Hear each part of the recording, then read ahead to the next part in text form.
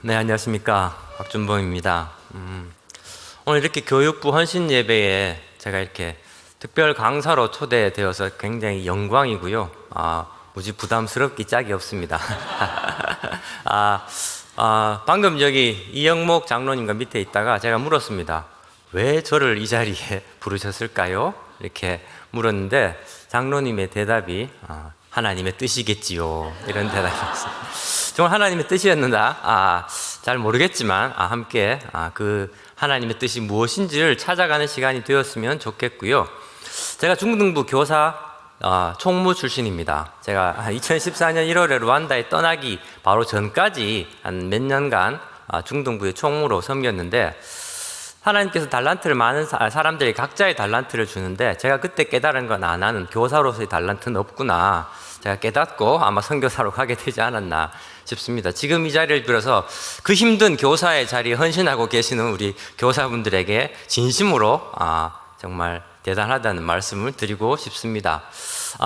사실 박수를 방금 치셨네요.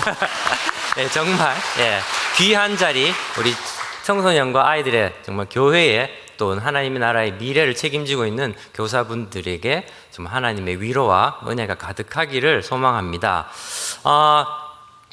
사실 제가 이 자리를 말씀을 나누기를 원하고 부탁하는 그 전화를 받았을 때 사실 제일 먼저 떠오른 그 말씀이 바로 오늘의 말씀입니다. 왜냐하면 제가 작년에 굉장히 고민스러웠던 그 시절에 하나님께서 이 말씀을 통해서 루안다에서 나름 헌신하고 있다고 생각한 나에게 하나님께서 주신 말씀이었습니다. 여러분들에게 오늘 같이 나누고 싶은 건 제가 여러분들에게 나누는 말씀이 아니라 제일 먼저는 하나님께서 선교사로 헌신하고 있다고 생각한 저에게 주신 말씀이었고, 또 큰 깨달음이었고 큰 회개였던 시간이었습니다. 그래서 사실 고등부 헌신 예배라는 그 이야기를 들었을 때, 교육부 헌신 예배라는 얘기를 들었을 때 제일 먼저 이 말씀이 떠올랐고 이 말씀을 나누면 좋겠다라는 생각을 했습니다.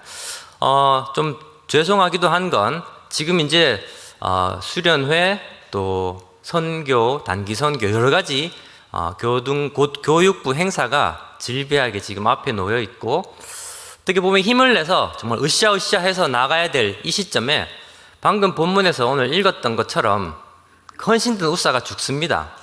굉장히 이 마음에 찬물을 끼얹는 그런 말씀이 아닐까 생각하고 또 죄송스러운 그런 말씀입니다만, 정말 하나님께서 지금 이 시점에 어떻게 보면 저희들에게 주고 싶은 하나님의 말씀이 아닐까라는 생각을 해봅니다. 그래서 두렵고 떨림으로 이 말씀을 준비했습니다. 함께 하나님의 음성에 귀를 기울이는 저희 모두가 되었으면 좋겠습니다. 제가 짧게 잠깐 기도하겠습니다. 하나님 아버지, 아버지의 말씀을, 하나님의 말씀을 나누기를 원합니다. 하나님, 두렵고 떨림 가운데 하나님의 말씀을 받습니다. 하나님만이 이 시간 주인 되어주시고 저를 통하여 또 저희들 가운데 하시고자 하시는 하나님의 마음이 온전히 전달될 수 있도록 주님 역사하여 주시옵소서. 예수 그리스도 이름으로 기도드립니다. 아멘. 헌신은 사전적인 의미로는 내 몸을 다 바쳐서 무언가에 충성을 다하는 일이 사전적인 의미의 헌신입니다. 열심히 일하는 것, 열심히 일하고 내 시간을 바치고 그런 것들이 바로 헌신이라면, 말씀 안에서 또는 신앙적인 영적인 의미에서의 헌신은 조금 다른 것 같습니다. 저는 잘은 모르지만 히브리 원어적인 의미에서의 헌신의 의미는 거룩하게 구별되어진이라는 그런 의미입니다. 하나님께 헌신되어진 것은 다른 용도로 사용되어질 수 없습니다. 오직 하나님을 위해서만 사용되어져야 하는 것이 바로 온전한 헌신입니다. 예를 들어서 하나님의 성전, 성막, 거룩한 성물들은 하나님을 위해서만 드려져야 할 거룩하게 헌신되어진 물건들. 하나님의 날, 안식일은 거룩한 하나님의 날입니다. 하나님께 온전히 바쳐져야 할 그 날이 바로 안식일입니다. 레위인, 특별히 하나님의 일을 위해 구별되어진 사람들을 레위인이라고 합니다. 조금 더 넓은 의미로 보겠습니다. 이스라엘 민족 레위기 20장 26절의 말씀입니다. 혹시 말씀이 준비되었는지 모르겠습니다. 제가 한번 읽어보겠습니다. 너희는 나에게 거룩할지어다. 이는 나 여호와가 거룩하고 내가 또 너희를 나의 소유로 삼으려고 너희를 만민 중에서 구별하였음이니라.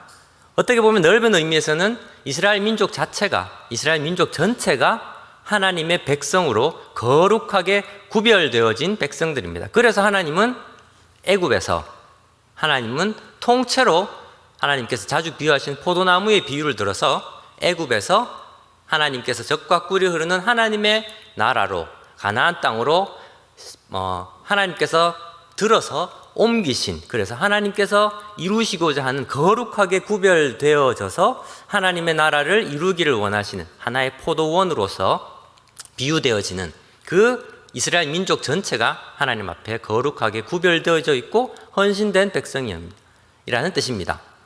조금 더 넓은 의미로 가보겠습니다. 베드로전서 2장 9절에서 10절입니다. 제가 읽겠습니다. 그러나 너희는 택하신 족속이요 왕같은 제사장들이요 거룩한 나라요 그의 소유가 된 백성이니 이는 너희를 어두운 데서 불러내어 그의 기이한 빛에 들어가게 하시니에 아름다운 덕을 선포하게 하려 하심이라. 너희가 전에는 하나님의 백성이 아니더니 이제는 하나님의 백성이요. 네. 넓게는 하나님으로부터 부르심을 받은, 오늘의 찬양처럼 하나님의 부르심을 받은 우리 모두는 어떻게 보면 하나님의 거룩하게 구별되어진, 하나님 앞에 헌신되어진 하나님의 자녀들입니다. 그래서 그 목적은 바로 빛에 들어가게 하신 이에 아름다운 덕을 선포하게 하려 하심이라.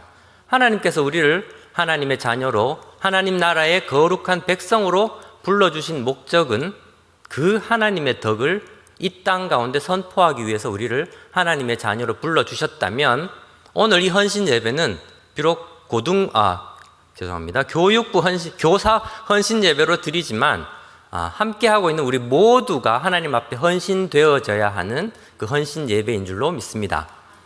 오늘 본문으로 들어가 보겠습니다. 오늘 본문은 먼저는 다윗이 통일 왕국의 왕이 됩니다. 그렇게 해서 제일 먼저 한 일이 법궤를 옮기는 일입니다. 오늘 3절 말씀에 보면 아비나답의 집에서라는 표현이 나옵니다. 궤는 지금 아비나답의 집에 있습니다. 그래서 아비나답의 집에 있는 하나님의 법궤를 예루살렘 성으로 옮겨서 하나님께서 바로 이스라엘 전체 민족의 왕이시다, 하나님께서 통치하신다는 신정 정치를 어떻게 보면 다윗은 시작하려고 하는 첫 번째 하나님 앞에 거룩한 헌신의 마음으로 제일 먼저 시작한 일이 법궤를 옮기는 일입니다. 너무나 중요한 일이었고 모든 백성들이 좋아했습니다. 그 말씀에 보면 역대상 13장의 말씀이 지금 이 사무엘하 6장의 말씀과 거의 동일한 내용입니다. 조금씩 덧붙여진 내용들도 있습니다. 역대상 그 말씀에 보면 여기와 조금 더 덧붙여진 말씀이 온 이스라엘 민족들이 다윗의 이 생각을 좋게 여겼더라라는 표현이 나옵니다. 즉 법궤를 옮긴다는 일이 어떤 의미인지 온 백성들은 알았습니다. 바로 이제는 사울 시대가 그렇지 않았던 것처럼 이제는 하나님께서 우리 이스라엘 민족을 다스립니다 라는 그 신앙의 고백을 하기 위해서 법궤를 옮기자는 다윗의 그 의견에 온 민족들이 좋아하고 동의를 표했습니다. 그렇게 시작된 것이 법궤 후송 작전입니다. 오늘 말씀의 본문에는 그렇게 해서 아비나답의 집에 아비나답의 아들 우사와 아효가 그 세 수레를 모니라 라고 합니다. 지금 내용은 다 아시겠지만 우사와 아효가 이 법궤 후송 작전의 총책임자입니다. 그러는 중에 소가 날뛰게 됩니다. 법궤가 떨어지려는 상황에서 바로 우사가 손을 들어 법궤를 잡습니다. 그 순간 하나님께서 진노하셔서 우사가 죽습니다. 이 성경 말씀 중에 굉장히 허무한 죽음, 안타까운 죽음, 때로 이해하기 어려운 죽음이 몇 개 있습니다. 그 중에 저는 대표적인 게 바로 우사의 죽음이 아닐까 많은 사람들이 성경을 제대로 읽지 못하게 됐을 때 첫 번째 반응은 왜? 뭘 그리 잘못해서입니다. 어떻게 보면 윤리적인 의미에서는 웃사가 한 행동은 괴를 보호하기 위한 정당 방위일 수도 있고 굉장히 하나님 앞에 헌신된 모습일 수도 있습니다. 그리고 그냥 괴를 만졌다는 것 하나만으로 웃사를 하나님께서 죽이시다니 라는 의문과 함께 하나님의 뜻을 잘 모르겠다라는 반응이 제일 먼저 이 말씀을 읽을 때 저에게도 왔던 것 같습니다. 그래서 작년에 제가 이 말씀을 개인적으로 굉장히 오랫동안 묵상을 하게 됐습니다. 그렇게까지 잘못했을까?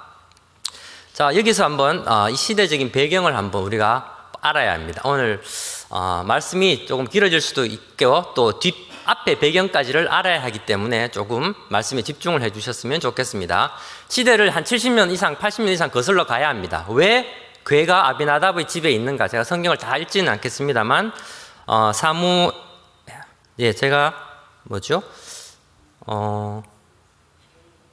사무엘상 7장 1절에서 2절, 사무엘상 7장 1절에서 2절 제가 말씀을 읽겠습니다. 준비되어 있죠? 기럇 여아림 사람들이 와서 여호와의 궤를 옮겨 산에 사는 아비나답의 집에 들여놓고 그의 아들 엘리야사를 거룩하게 구별하여 여호와의 궤를 지키게 하였더니 궤가 기럇 여아림에 들어간 날부터 20년 동안 오래 있은지라 이스라엘 온 족속이 여호와를 사모하니라. 지금 오늘 본문에는 바알레유다로 나오는데 기럇 여아림 거의 같은 이름이라고 생각하시면 됩니다. 궤가 그 이전으로 돌아가면 블레셋, 사무엘 시대 때 블레셋과의 전투에서 궤를 빼앗깁니다. 아시겠지만 그래서 블레셋 사람들이 궤를 아스돗이라는 자기 그 지역에 궤를 놓고 다곤의 신전에 놓습니다. 그래서 그 다곤 신상이 그 궤로 인해서 박살이 나고 그 아스돗 전역에 어떤 일이 일어나냐 하면 제가 그냥 읽겠습니다. 여호와의 손이 아스돗 사람에게 엄중히 더하사 독한 종기의 재앙으로 아스돗과 그 지역을 쳐서 망하게 하니 그 괴로 인해서 블레셋 그 지역 아스돗 지역은 독한 종기로 완전히 거의 망하게 됩니다. 그래서 두려워진 이 블레셋이 괴를 새 수레에 여기에 포인트가 있습니다. 새 수레에 그 괴를 옮깁니다. 그리고 거기에 하나님께 드릴 속건제라는 이름으로 온갖 독종의 모양을 뜬 금과 폐물들을 놓고 그 수레를 이스라엘로 돌려보냅니다. 그래서 이스라엘에 제일 먼저 간 지역이 어디냐 하면 그 위에 나오는 벳세마스라는 지역입니다. 근데 벳세마스 사람들이 그 궤를 들여다본 고로 70명이 그 자리에서 죽음을 당합니다. 궤를 왜 들여다봤을까요? 궤를 들여다봐서 70명이 죽자 벳세메스 사람들이 또 두려워하여 그 궤를 어디로 보내냐 하면 오늘처럼 기럇 여아림에 있는 아비나답의 집으로 궤를 옮기게 됩니다. 그렇게 해서 말씀 보시 20년간 있다고 했는데 그렇게 해서 아비나답의 아들 엘르아살에게 오늘 본문이 아니지만 여기처럼 거룩하게 구별하여 여호와의 궤를 지키게 하였더라. 아비나답이 그 아들 엘리야사를 지명하여 너는 궤를 책임져라 해서 거룩하게 엘르아살을 구별하여 궤를 책임지게 했습니다. 그렇게 해서 20년이 흘렀고 온 이스라엘 족속이 궤가 돌아온 것으로 인해 즐거워하고 기뻤더라라고 했습니다. 그 후에 어떤 시간이 있었냐면 사울이 왕이 되고 40년, 다윗이 온 이스라엘 왕이 되기까지의 7몇 년, 그렇게 해서 이 궤가 아비나답의 집에 머무른 시기는 전체적으로 70년이 됩니다. 70여 년간 아비나답의 집에 하나님의 궤가 있게 됩니다. 그러니 지금 오늘 본문으로 돌아가 보면 여기 보면 아비나답의 아들 우사와 아효라고 나오는데 아마 아들은 자손을 아돌이라고 표현하는 그 관습상 아비나답의 손자 즉 엘르아살의 아들들이 아닐까 추측할 수 있습니다. 합리적인 추론으로. 지금의 오늘의 주인공인 우사와 아효는 바로 아비나답의 손자들입니다. 이들이 이제 엘르아살을 거쳐서 이 전체 70년의 기간 동안 궤를 어떻게 보면 지금까지 책임지게 된 책임자로서 거룩하게 구별되어진 우사와 아효입니다. 70년 동안 어떻게 보면 이 이스라엘 민족들에 있어서 앞에 20년은 그들이 기뻐했다고, 지금 사무엘이 죽고 사울 시대가 도래한 그 한 40년, 50년 기간 동안에 이스라엘 민족들에게서 이 법궤의 의미는 아마 굉장히 쇠퇴해졌을 겁니다. 충분히 생각해 볼 수 있습니다. 지금 여기서부터 우사와 아효의 문제가 시작된 것 같습니다. 오늘 본문에 나옵니다. 3절에 그들이 하나님의 궤를 새 수레에 싣고, 다윗이 여호와의 법궤를 옮기겠다는 계획을 발표하고 모두가 기뻐했습니다. 아마 우사와 아효는 그 집은 아마 대박 나지 않았을까요? 난리가 나지 않았을까요? 50년 동안 그냥 궤를 그냥 집에 놔두고 있었는데 이제 온 나라가 아비나답의 집에 우사와 아효를 주목하게 되었습니다. 바로 그 집에 궤가 있었으니까. 거기서부터 온 이스라엘 민족이 또 다윗이 무리 3만 명을 이끌고, 아마 정예 군대라고 표현할 수 있을 것 같습니다. 정예 군대 3만 명을 이끌고 아비나답의 집으로 갑니다. 궤를 옮기기 위해서. 우사와 아효는 아마 그날 밤에 잠을 못 잤을 수도 있을 것 같습니다. 엄청난 일이 바로 우사와 아효, 그 집안에, 아비나답의 집안에 일어난 일이고, 그런데 바로 여기에 큰 문제가 있었다는 겁니다. 바로 시작부터가 우사와 아효, 지금 사실 죽은 건 우사입니다. 하지만 아효 역시도 그 죄에서 벗어날 수는 없을 것 같습니다. 그래서 우사와 아효라고 제가 표현하고 싶습니다. 우사와 아효는 아마 그 족속에서 제가 찾아봤는데 아마 레위인일 가능성이 많습니다. 그래서 하나님께서 레위인인 아사와 아효, 아비나답의 집에 법궤를 옮기는 것까지는 허락했습니다. 그래서 50년 동안 재앙 없이 70년 동안 그 집에 궤가 있을 수 있지 않았을까 생각해 볼 수 있습니다. 레위인이라면 어떠해야 합니까? 레위인은 앞에 말씀드렸다시피 거룩하게 하나님 앞에 구별되어 있는데, 무엇을 위해 거룩하게 구별된 사람들인가요? 바로 하나님의 거룩한 성전을 지키기 위해, 성막을 지키기 위해, 성물들을 관리하기 위한, 그래서 하나님 앞에 거룩하게 구별된 자들이 바로 레위인들입니다. 특히 궤를 보관하고 있는 이 우사와 아효는 레위인으로서 바로 하나님의 율법에 능통해야 할, 어떻게 보면 책임이 있는 자들입니다. 근데 그들은 여러분 다 아시다시피 이 궤는 어떻게 옮겨야 합니까? 레위인 중에 특별히 고핫 자손이라는 정말 특별히 선별된 사람들이, 선택된 사람들이 그 다음에 궤를 어깨에 메고 옮겨야 합니다. 하지만 이 우사와 아효는 바로 새 수레에 그 나름대로는 새 수레에 법궤를 옮겼습니다. 앞에 블레셋 사람들이 법궤를 옮긴 방식과 똑같습니다. 그들은 새 수레에 그 위에 재물을 얹고 이스라엘 민족에게 법궤를 보냈습니다. 그런데 아무도 안 죽었습니다. 그러니 괜찮네라고 생각하지 않았을까요? 하지만 그들이 새 수레를 보낸 건 그들에게는 율법이 없습니다. 하나님의 말씀, 하나님의 계명이 없는 자들이니 새 수레든 뭐든 법궤를 옮기는 방식에 대해서는 하나님께서 특별히 얘기하지 않으셨을 겁니다. 하지만 하나님 앞에 거룩하게 구별되어진 레위인인 우사와 아효는 그러하지 않았어야 합니다. 하나님의 율법이, 하나님의 말씀이 우사와 아효에게는 없었다라고 볼 수 있습니다. 그들이 율법을 모르니 하나님의 궤를 어떻게 옮겨야 하는지조차 알 수 없었을 것이고, 결국은 그들은 이방인과 동일한 방식으로 새 수레에 법궤를 옮겼습니다. 그 뒤에 말씀을 보겠습니다. 소들이 뛰므로 6절 말씀에 그렇게 가던 법궤가, 새 수레가 낙원의 타작마당에 이르렀을 때 소들이 뛰었다라는 표현이 나옵니다. 이 소들이 뛰었다라는 그 말의 원어적인 의미를 보면 돌뿌리에 걸려서 소가 넘어졌다, 비틀거렸다라는 그런 의미입니다. 날뛴 게 그냥 날뛴 게 아니라, 놀라서 날뛴 게 아니라 돌뿌리에 걸렸다는데, 상식적으로 생각해 보면 소가 돌뿌리에 걸릴 일은 걸어가다가 특별히 잘 없다는 겁니다. 그래서 많은 제 얘기가 아니라 많은 학자들이 이해하기로는 이미 이때에 하나님의 징계는 시작되었다라고 볼 수 있습니다.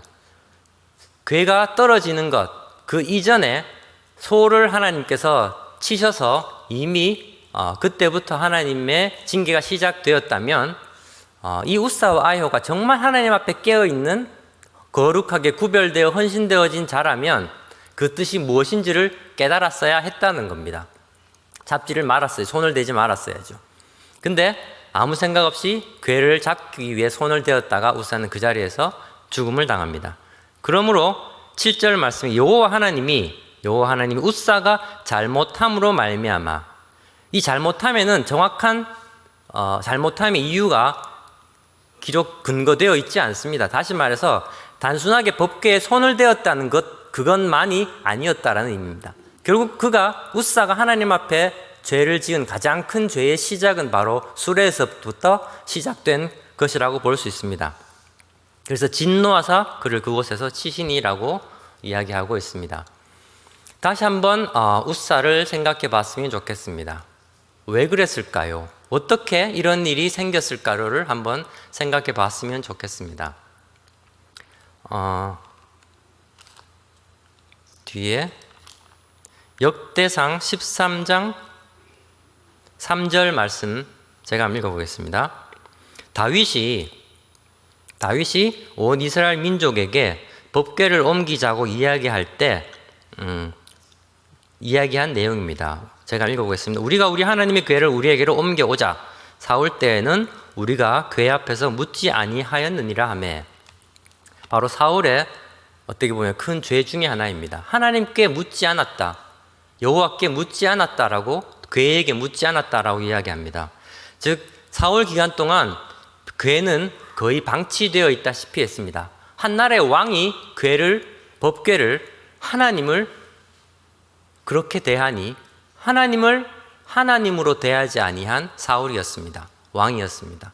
하나님을 하나님으로 대하지 아니했던, 하나님을 인정하지 않았던 그 사울 왕으로 인해 그 법궤를 보관하고 있던 우사와 아효는 역시 마찬가지로 하나님의 말씀에 관심이 없지 않았을까 충분히 생각해 볼 수 있습니다.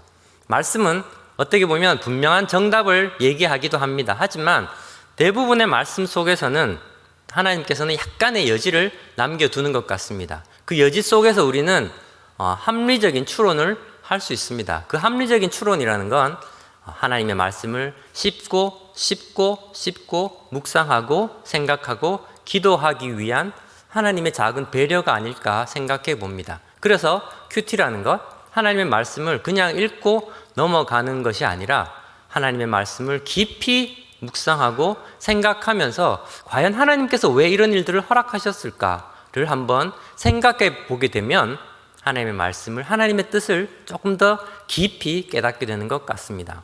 그렇다면 지금 우사와 아효를 돌아보면서 우리는 생각해 볼 수 있을 것 같습니다. 그들에게 없었던 것은 무엇이었을까? 추론해 보면 바로 율법이었습니다. 율법을 몰랐습니다. 몰랐기 때문에 그들은 하나님의 궤를 어떻게 옮겨야 하는지 몰랐지 않았어요. 그래서 이방 민족들이 하는 것처럼 그냥 수레의 궤를 덜썩 이렇게 올려놓게 됩니다. 그리고 잘한 것처럼 의기양양하게 그 궤를 옮기기 시작했습니다. 우사의 가장 큰 죄는, 아효의 가장 큰 죄는 법궤가 하나님의 임재라는 그 의식이 그에게는 없었습니다. 법궤는 그냥 자신이 관리해야 할, 책임져야 할 하나의 물건에 불과하지 않았을까라는 생각을 해보게 됩니다. 그러니 내가 아끼는 물건, 내가 책임져야 할 물건이죠. 아끼는 물건이라기보다는 그에게는 책임이 있다는 겁니다. 내 책임, 내 관리, 내 권한 안에서 이 법궤를 바라보았기 때문에 떨어지는 법궤 그 자체를 보호하기 위해서 법궤를 잡았다는 겁니다. 그렇다면 우사에게는 법궤가 하나님의 임재라는 인식 자체가 없었습니다. 그가 헌신해야 할 대상, 법궤가 아니라 그가 헌신해야 될 대상은 바로 하나님 그 자신이었습니다. 법궤의 의미는 하나님의 임재하심이요, 하나님의 계명이요, 하나님의 다스림이심이요, 하나님께서 우리를 보호하신다는 의미입니다. 법궤 안에 있는 돌판은 하나님의 통치를, 하나님의 계명을 말씀합니다. 그 안에 쌍난 지팡이인 하나님의 권위를, 그리고 만나는 우리를 향한 하나님의 돌보심을 이야기하고 있습니다. 바로 하나님 임마누엘 하나님, 우리와 늘 언제나 함께 하시는 거룩한 하나님의 임재의 의미가 바로 그 법궤였는데도 불구하고 우사에게는 그 법궤는 한낱 상자 덩어리가 아니었을까 충분히 생각해 볼 수 있을 것 같습니다. 오늘 헌신을 준비하고 있는, 그리고 헌신을 다짐하고 있는 저희들이 한번 생각해 보았으면 좋겠습니다. 우리가 헌신해야 할 대상은 어떻게 보면 아이들입니다. 우리가 섬겨야 할 우리의 헌신과 섬김과 봉사의 대상은 분명히 아이들입니다. 하지만 그 아이들만이 아님을 오늘 이 시간 함께 생각해 보았으면 좋겠습니다. 바로 그 아이들 안에 있는, 그들 안에 있는 하나님입니다. 그리고 내 헌신의 장소에서 우리가 놓치지 말아야 할 것은 바로 하나님의 임재입니다. 내 봉사의 장소, 교육부든 또 교회에서 봉사, 어떤 형태로든 우리가 봉사를 하든 또 어떤 형태로 하나님을 위해 일을 하든 그 일과 헌신과 그 사역의 중심에는 바로 하나님이 계셔야 한다는 겁니다. 그냥 단순히 일이 아니라, 단순한 사역이 아니라, 그렇게 되면 정말 본질을 놓친 헌신이 될 수밖에 없습니다. 여러분에게 함께 나누고 싶은 말씀이기도 하지만 이건 앞에 말씀드렸다시피 하나님께서 제게 주신 말씀이었습니다. 하나님이 빠진 헌신은 어떻게 보면 내 노력이고 나의 수고일 수밖에 없습니다. 본질이 빠진 헌신에는 가장 큰 문제가 바로 우사가 죽는 것처럼 결국은 내 영이 죽게 됩니다. 하나님의 말씀으로 채워지지 않은 헌신은, 하나님의 임재하심으로 가득 채워지지 않은 헌신은 상대방을 또 죽게 합니다. 오늘의 이 법궤 후송은 사실 온 나라의 축제였습니다. 잔치였습니다. 하지만 하나님을 무시했던, 하나님을 하나님으로 인정하고 하나님을 하나님으로 대하지 않았던 우사와 아효 때문에, 어떻게 보면 다윗의 실수이기도 하죠. 우사와 아효 때문에 잔치고 축제여야 할 이 날이 바로 초상집으로 변하게 됩니다. 때로는 나의 죽음뿐 아니라 중심이 빠진, 본질이 빠진, 하나님이 빠진 내 헛된 헌신에는 누군가를 또 다치게 할 수도 있습니다. 생채기를 내는 그런 말들도 우리의 봉사 속에, 헌신 속에 충분히 나타날 수 있습니다. 저는 힘들었습니다. 헌신된 선교사라고 생각해 볼 수도 있겠지만 10년 정도 루안다에 있으면서 작년쯤에는 저희 집사람도 동일한 고백을 했을 겁니다. 환자를 볼 때 힘들었던 것 중에 하나는 환자를 그냥 환자로, 내가 섬겨야 할 대상이 그냥 우사의 괴짝인 것처럼, 법궤가 아닌 괴짝이었던 것처럼 하나님의 맡겨진 사람들이 아니라 그냥 내게 단순한 환자로 보여지기 시작했습니다. 그렇게 됐을 때 내 안에 공허함, 절망감, 때로는 환자들, 내 헌신을 알아주지 않는 환자들에 대한 어떻게 보면 분노, 아무도 고마워하지 않고 오히려 더 달라고 요구하는 그들을 향해 분노하게 되는 그런 마음들이 일어나면서 이거 뭔가 잘못되었구나라는 걸 생각하게 됐었습니다. 그렇게 어떻게 보면 이때 깨달은 내 헌신 가운데 정말 무엇이 빠졌을까, 내 섬김 가운데 빠진 게 무엇인가라는 걸 고민하는 가운데 우사의 모습과 바로 나의 모습이 중첩되어 보이기 시작했고, 우리 백성교사도 고백했던 것처럼 그때쯤에 아마 저희들이 안식년이 정말 필요하구나라는 생각을 하게 됐습니다. 이제는 우리가 우리 사역을 잠시 돌아보아야 할 때가 되었구나라는 것을 보게 됩니다. 오늘 이 시간 교사 헌신 예배로 함께 드리는 여러 교사 선생님들에게 다시 한번 이 시간을 통해서 내 헌신 가운데 행여나 본질적인 그 하나님의 거룩한 임재하심이 빠진 건 아닌지, 정작 하나님이 빠진 헌신은 아니었나를 돌아보았으면 좋겠습니다. 하나님은 바로 말씀입니다. 하나님은 말씀을 통해서 하나님의 임재를 우리에게 지금 드러내 보이고 계십니다.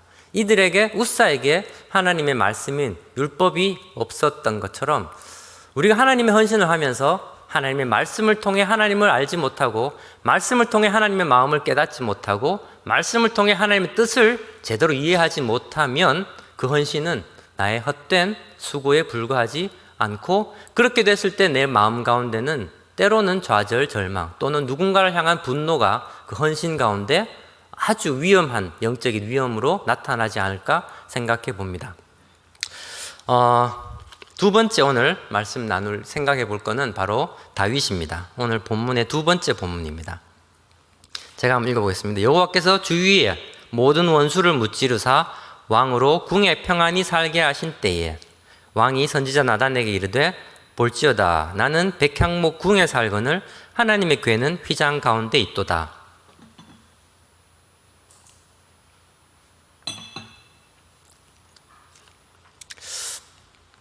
1절에 보면 여호와께서라고 이야기하고 있습니다. 여호와께서 하나님께서 주위의 모든 원수를 무찌르사 왕으로 다윗으로 하여금 궁에 평안히 살게 하신 때에 주어는 하나님입니다. 하나님께서 다윗을 궁에 평안히 살게 해주셨습니다. 그런데 다윗의 모습을 한번 보았으면 좋겠습니다. 볼지어다 나는, 이 다윗의 말입니다. 나는 백향목 궁에 살거늘 하나님의 궤는 휘장 가운데 있도다. 7장 1절 2절만 오늘 본문으로 읽었습니다만 그 내용은 7장 전체에 해당되는 내용입니다. 간추려서 짧게 이야기하겠습니다. 다윗의 눈에는 지금 하나님의 궤가 하나님의 궤 옮겨온, 그렇게 해서 옮겨온, 제가 빼먹었지만 그 이후에 아시겠지만 다시 정상적으로 궤를 메고 결국은 예루살렘 궁에 옮기게 됩니다. 그렇게 옮겨진 하나님의 궤가 지금 어디에 있느냐 하면 하나님의 장막 안에 삽니다. 휘장 가운데 있습니다. 근데 그 모습을 백향목 궁에서 다윗이 내려다봅니다. 근데 주위를 둘러보면 본인이 살고 있는 그 궁은 어마무시하게 화려합니다. 백향목 궁에 살고 있는 그 자신의 모습을 보면서 이 주변의 궁을 보는데 하나님의 정작 궤는 초라한 장막 가운데 놓여있는 하나님의 궤를 발견하게 됩니다. 그럴 때에 다윗의 마음 가운데 어떤 마음이 생겼느냐 하면 아시겠지만 성전을 지어야겠다라는 생각을 하게 됩니다. 하나님의 성전을 정말 어마무시하게 크게 지어서 어떻게 보면 내 다윗의 이 궁보다 더 큰 하나님의 성전을 지어야겠다라는 생각을 하게 됩니다. 그때 선지자 나단이 또한 다윗에게 이야기합니다. 하나님 좋은 생각일 수 있습니다. 왕께 제가 3절 오늘 본문에 없었죠? 제가 읽겠습니다. 나단이 왕께 아뢰되 여호와께서 왕과 함께 계시니 마음에 있는 모든 것을 행하소서라고 이야기하는데 그 이후에 어떤 일이 일어나는지는 제가 본문을 읽지 않았습니다만 다들 아실 줄 알고 내용이 너무 길어서 본문을 읽지 않았습니다. 그때 밤에 하나님께서 나단 선지자에게 나타납니다. 그리고 혹시나 말씀이 있으신 분들은 7장 뒷부분을 한번 눈으로 읽어보셔도 좋을 것 같습니다. 그때에 하나님이 정말 한 10몇 장을 아주 장황하게 하나님께서 다윗을 꾸짖는 내용이 나옵니다. 꾸짖는 겁니다. 꾸짖는 거. 왜 다윗의 그 마음을 하나님은 기쁘게 받아주시지 않으셨을까요? 한번 제가 읽어보겠습니다. 너는 가서 내 종 다윗에게 말하기를 여호와께서 이와 같이 말씀하시되 네가 나를 위하여 내가 살 집을 건축하겠느냐? 네가 나를 위해 내가 살 집을 건축하겠다고? 라고 이야기하고 있습니다. 네가 나를 위해서 집을 지어주겠다고? 라고 하나님은 다윗을께 반문합니다. 그 이야기의 의미는 그 뒤에 다시 설명합니다. 내가 너와 함께 광야에서 장막에 다니면서 언제 집을 지어달라고 한 적이 있느냐?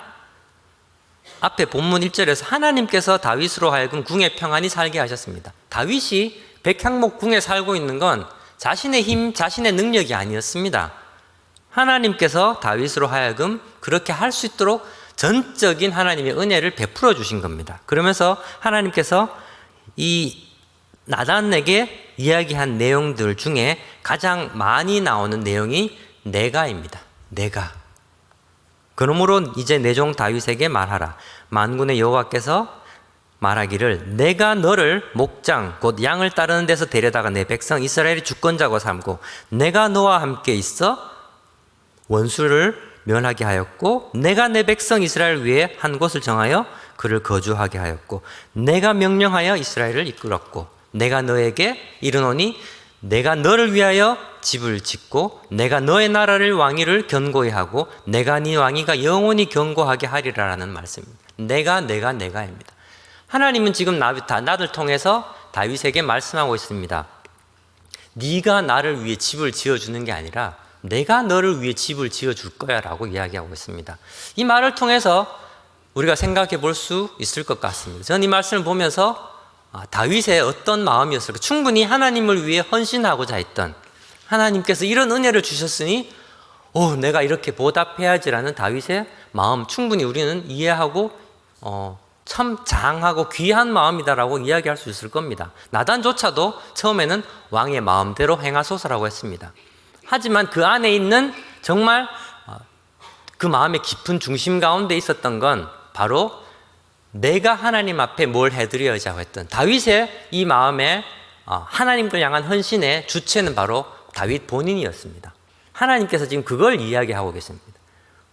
우리의 헌신 가운데 우리의 주체는 누구입니까? 하나님이어야 합니다. 하나님께서 주시는 능력으로 내가 달란트를 가지게 되었습니다. 교사로서의 달란트 또는 의사로서의 달란트, 목사님으로서의 모든 우리가 하나님께서 주신 그 은사는 내 능력으로 내가 취한 능력이 아닙니다.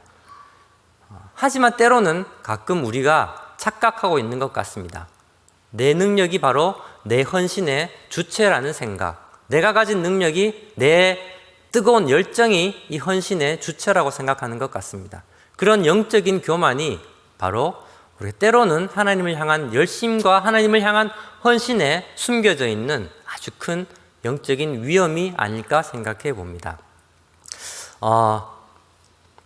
이러할 때에 다윗의 반응을 한번 봤으면 좋겠습니다. 올바른 다윗의 반응.